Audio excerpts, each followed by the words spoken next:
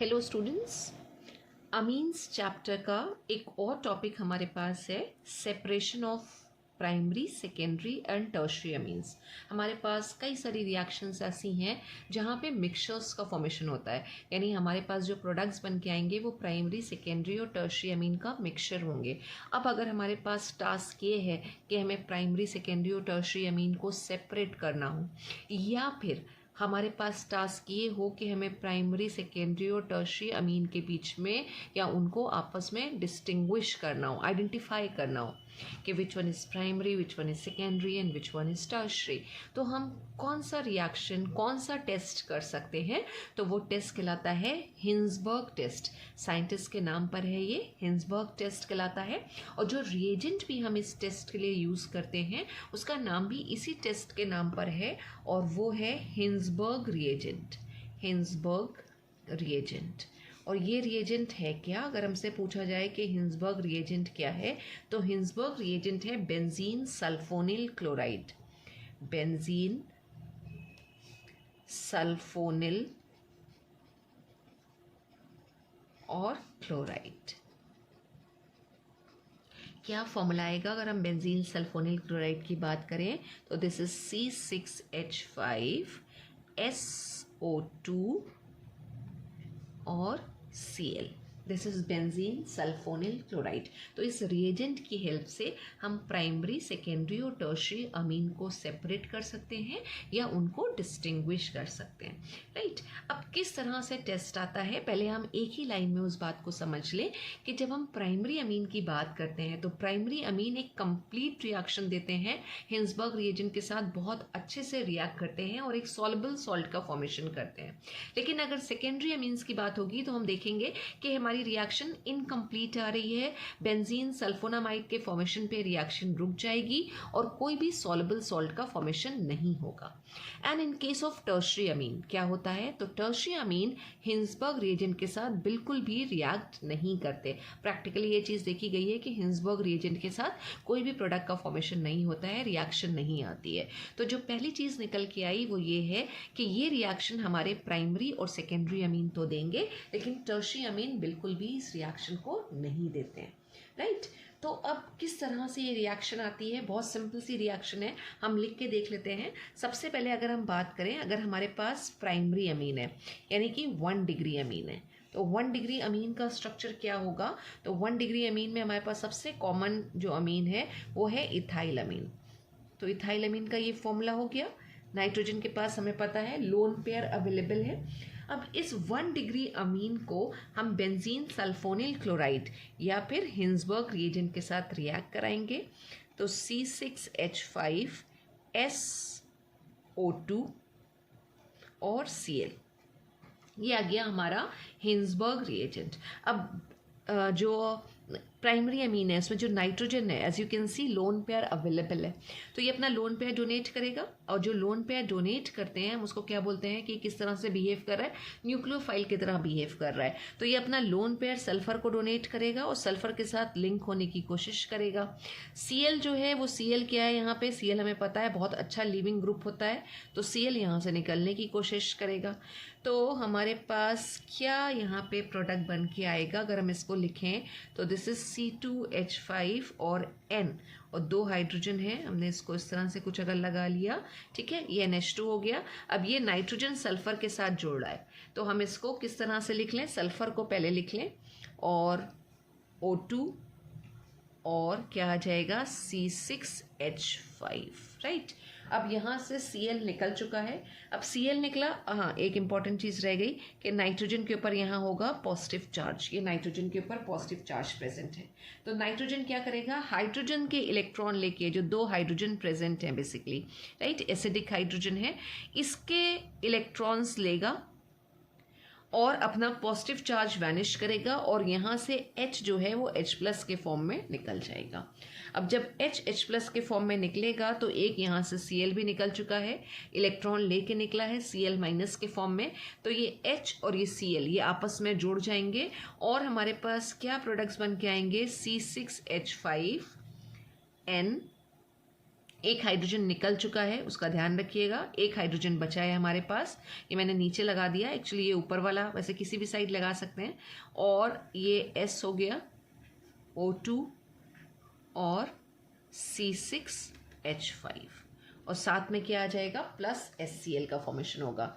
यहाँ साथ में ये भी लिख देते हैं प्लस HCl, ये HCl बन के आया। अब ये जो कंपाउंड बन के आया है, ये हमारा कंपाउंड क्या है, दिस इज N,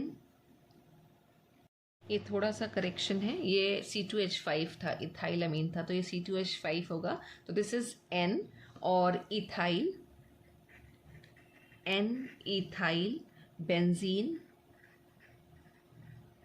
सल्फोनामाइड, सल्फोना और अमाइड, ये कंपाउंड बन के आया।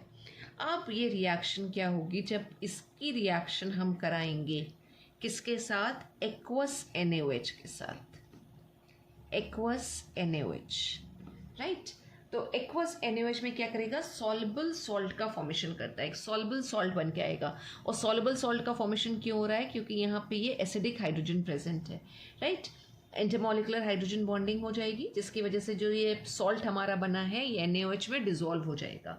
और जो सॉल्ट डिजोल्व होगा तो हमारे पास यहाँ पे स्ट्रक्चर क्या आएगा, C2H5, जो सॉल्युबल सॉल्ट बनेगा उसकी हम बात कर रहे हैं, NS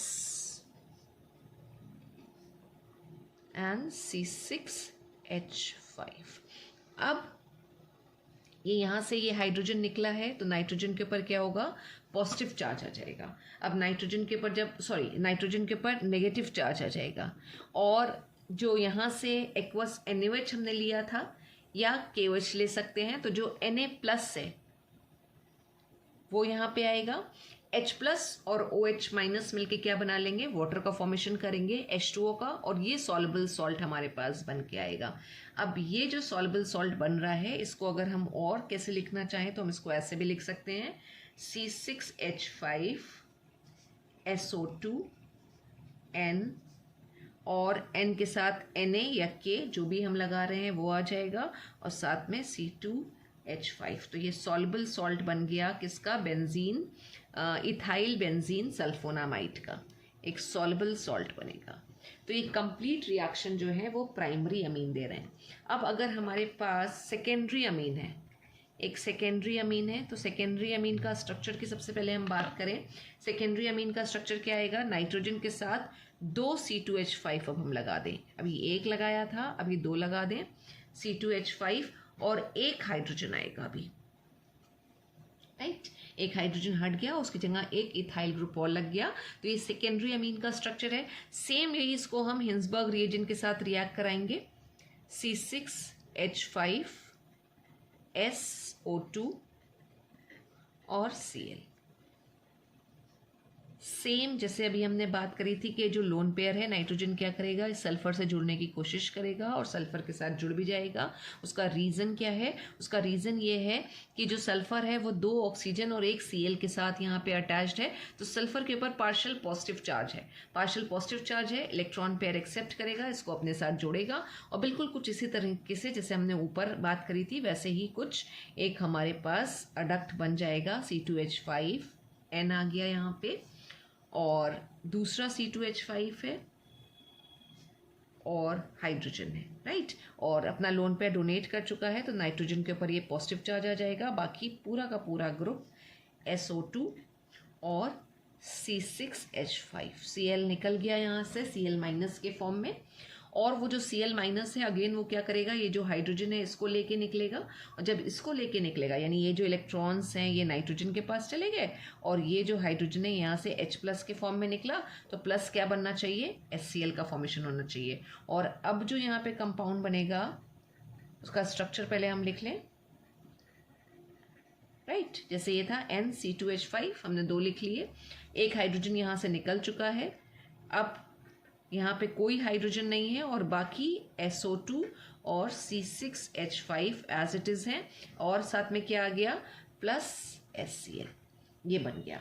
इस सॉल्ट का नाम क्या होगा, 2 अगर हम बात करें, जब हमने कहा था एक हाइड्रोजन हमने हटाया था तो N, अभी यहाँ पे N, N हो जाएगा, ठीक है। NH2 के दोनों हाइड्रोजन यहाँ पे नहीं है, दोनों हाइड्रोजन हट गए हैं, तो N, डाई इथाइल। जब हम इसका नॉमेनक्लेचर कर रहे हैं इस कंपाउंड का, तो क्या आ रहा है, ये अमीन का NH2 का नाइट्रोजन है, दोनों हाइड्रोजन हट गए हैं, उसकी जगह पे C2H5 लगा हुआ है, तो N, डाई इथाइल, और बेंजीन C6H5 लगा हुआ है, तो बेंजीन और सल्फोनामाइड, ये बन के आया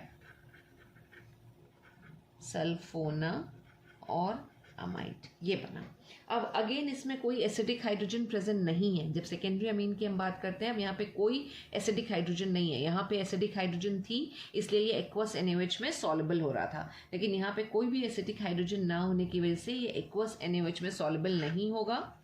एक्वस NaOH या एक्वस KOH अगर हम ले रहे हैं तो उसमें सॉल्युबल नहीं होगा, और सॉल्युबल नहीं होगा तो कोई भी सॉल्युबल सॉल्ट का फॉर्मेशन नहीं करेगा। No soluble salt form, no soluble salt is formed. यानी अगर हम देखें तो ये रिएक्शन हाफ वे जा रही है, प्राइमरी अमीन के कंपैरेटिवली हाफ वे जा रही है, और रिएक्शन यहीं पे ही रुक रही है। फर्दर एक्वस KOH के साथ कोई रिएक्शन नहीं हो रही है, लेकिन प्राइमरी अमीन के केस में एक्वस KOH या NaOH के साथ रिएक्शन हो रही थी और सॉल्युबल सॉल्ट का फॉर्मेशन हो रहा था। अब अगर हम टर्शियरी अमीन्स की बात करें, 3 डिग्री अमीन अगर हम ले लेते हैं, 3 डिग्री अमीन, ठीक है, तो 3 डिग्री अमीन का स्ट्रक्चर पहले बनाते हैं। अभी कोई भी हाइड्रोजन नहीं है, और तीनों हमने यहाँ पे क्या किया है, इथाइल ग्रुप लगा दिए हैं। अब इसकी अगर हम हिंसबर्ग रिएजेंट के साथ रिएक्शन कराते हैं तो नो रिएक्शन आती है, no reaction with Hinsberg reagent.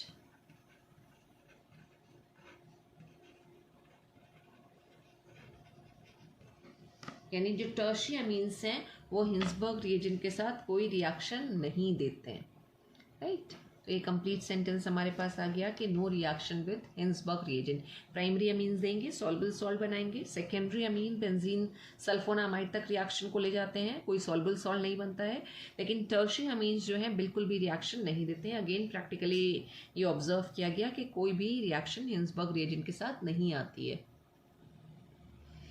और अगर हम रीज़न में जाएं कि क्यों नहीं आ रही है रिएक्शन हिंसबर्ग रिएजेंट के साथ टर्शियरी अमीन की, तो देखिए होगा क्या, हम यहाँ पे क्या देख रहे थे कि जब सेकेंडरी अमीन था तो लोन पेयर सल्फर को ऑफर कर रहा था, इसके साथ जोड़ रहा था, नाइट्रोजन के ऊपर पॉजिटिव चार्ज आ रहा था, ठीक है।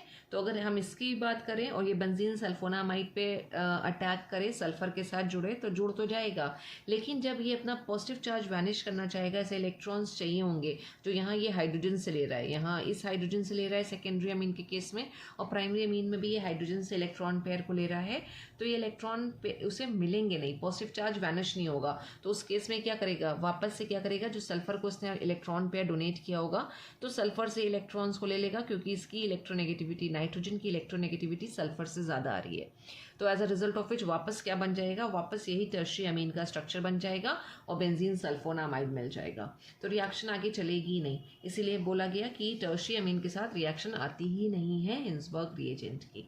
तो अब इस रिएक्शन को आप कहाँ यूज़ कर सकते हैं, अगर आपसे एग्जाम में सेपरेशन पूछा जाए कि क्या टेक्निक, क्या मेथड है, हम प्राइमरी, सेकेंडरी और टर्शियरी अमीन को कैसे सेपरेट कर सकते हैं अगर एक मिक्सचर है, तो हम हिंसबर्ग रिएक्शन के थ्रू, हिंसबर्ग टेस्ट के थ्रू हम प्राइमरी, टर्शियरी और प्राइमरी, सेकेंडरी और टर्शियरी अमीन्स के मिक्सचर को सेपरेट कर सकते हैं। अगर हमें डिस्टिंग्विश करने को बोला जाए तो एक हमारे पास रिएक्शन है काबिल अमीन रिएक्शन, हम उसकी बात कर चुके हैं, लेकिन अगर सेकेंडरी और टर्शियरी अमीन को डिस्टिंग्विश करने में पूछा जाए कि कैसे डिस्टिंग्विश करेंगे, राइट, जैसे कि यहाँ पे डाई इथाइल अमीन है और यहाँ पे जो टर्शियरी अमीन था ट्राई इथाइल अमीन की बात हो रही है, उसमें कैसे डिस्टिंग्विश करेंगे, तो वहाँ काबिल अमीन रिएक्शन नहीं चलेगी।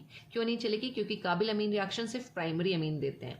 प्राइमरी, सेकेंडरी में डिस्टिंग्विश करना हो तो हम काबिल अमीन की बात कर सकते हैं, लेकिन अगर सेकेंडरी और टर्शियरी में डिस्टिंग्विश करने की बात आए तो आप बहुत आराम से उसका आंसर लिख सकते हो हिंसबर्ग रिएक्शन, हिंसबर्ग टेस्ट या हिंसबर्ग रिएजेंट के थ्रू हम सेकेंडरी और टर्शियरी अमीन को आपस में डिस्टिंग्विश कर सकते हैं। इनफैक्ट प्राइमरी, सेकेंडरी को भी कर सकते हैं। प्राइमरी, सेकेंडरी होगा तो हमारे पास दोनों ऑप्शन से हम या तो काबिल अमीन रिएक्शन करा लें और या फिर हम हिंसबर्ग टेस्ट करा लें।